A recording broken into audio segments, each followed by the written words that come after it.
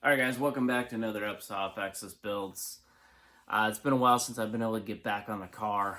I hurt my knee about 2 weeks ago, so just been letting that thing heal. But there has been some progress on the car. I've been getting some small little brackets made and some other things made for some of the projects that are coming up.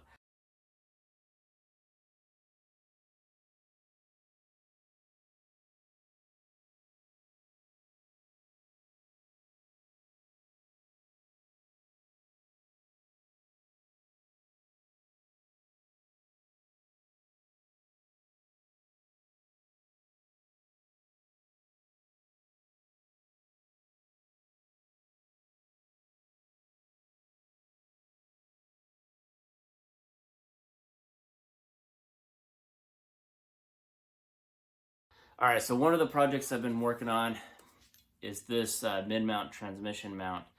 It's very similar to the MP transmission mount. I got an MP one, but just the quality on it just didn't seem right. Their welds looked like they were cold welds.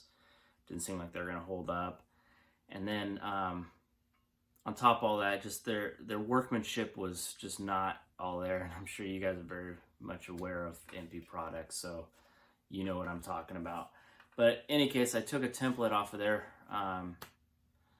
mold or mid-mount transmission and pretty much duplicated it.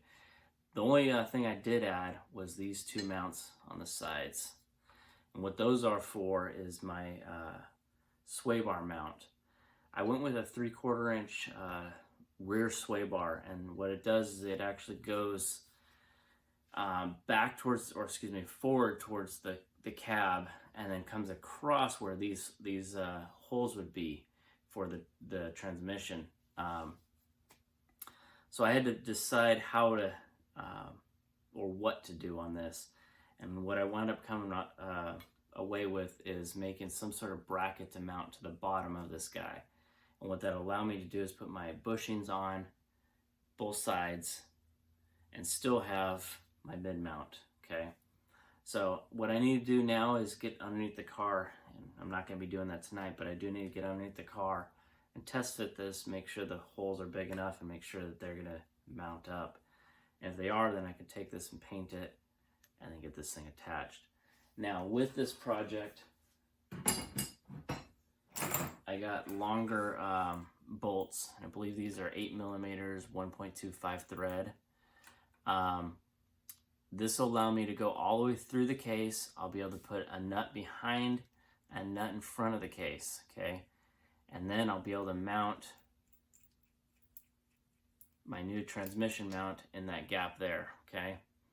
And the reason for that is so if I ever want to remove this mount, I'm not removing the bolts or the rod that goes through the case.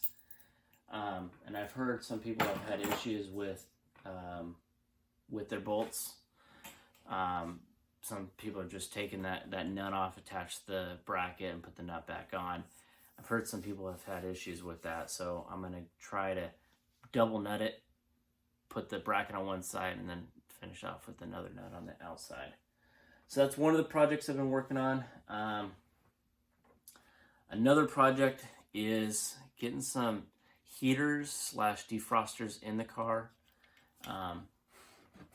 So what I'm going to be doing is installing one of these guys, this little box I made to go in, or behind the dash I should say, with a rubber boot that comes off of this and then to the dash, so I can have some heat or defrost. This little tiny guy here actually has a fan and a heater in there, so I can have two settings. I can either have the fan just running or the fan and heater. So that'll allow me to have some heat in the car and also a defroster. And I'll show you a little bit more of that in the car. Another one that I've been working on is a battery mount. I could have just went with a plain battery mount, but I decided to do something fun and just a little different. The only downside to this is, well, it's not really a downside, but I still have to dry fit it to see if it's going to fit. And I'll pull the battery out and show you how this mounts up on the battery. And then I will still need to drill and tap and then drill through the bottom of the floor. So let's go and take a look at that too.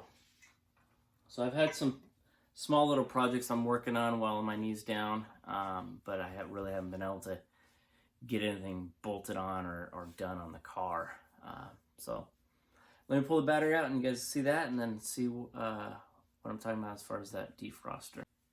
Remember guys to always like, comment, subscribe, and always join me on the next video. So let's see what we got here. Alright guys, I know this battery's a little dirty.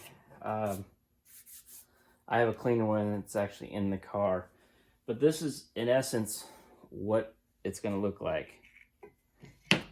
Okay, I'm going to put some rubber on right here, just to kind of get a little cushion on the, as it pulls down and mounts the battery down to the car. The idea was just to kind of give it a little extra detail. Nothing special, but you know, wanted to get something there. So that's what it's going to look like. Nobody's ever really going to see it except for me or anyone that looks underneath that little box that I made. So, but still a cool little feature. So that's what I'm going to be doing for that. Now let's get underneath the hood, or actually behind the dash, and see what we have as far as those heaters go. Alright guys, so it might be a little hard to see, but this is the vent that I put in. What I did was I shortened the vent, blocked off the middle one, and you saw in another video what I did there. And what I did was I shortened it up so I can put this, boot on. Okay, this boot comes down to this little box, which I can take off to replace the heater if I want. This heater actually sit inside that box. Okay, so it'll be something like this. So it sucks from the cab and will blow to the window. It'll also circulate the air through the cab, and also, if I wanted to, heat up the cab because it is a heater. So I'll have one on this side and one on the other side. I didn't put that one in just for this demonstration purpose, but that's the idea of what I'm doing there. Okay, so stay tuned. That will be in another video on how I'm going to install this and drill for all this, and just basically get it prepped for a heater.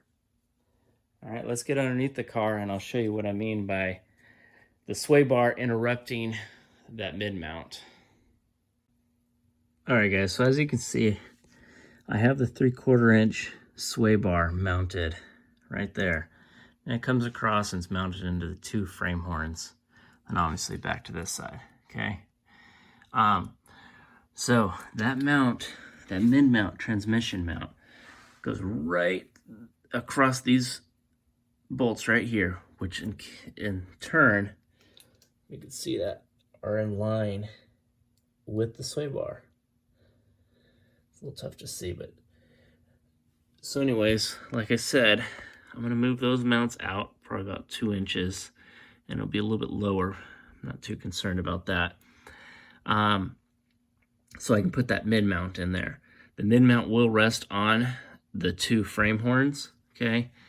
And then obviously I'll have to take those bolts out and the rods out as well, and then put new longer threaded rods in its place. So that's the plan with that one. I'll walk you through that whole video when I get to it. Obviously I need to jack the car up a little bit more and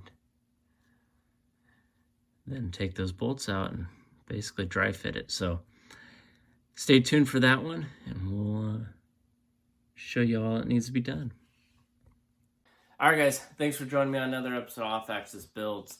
Sorry it wasn't one of my more exciting videos, little how-to video or whatever on the car. Just kind of want to keep you guys up to date on what's been going on, and yeah, why I haven't really been doing very much on the car.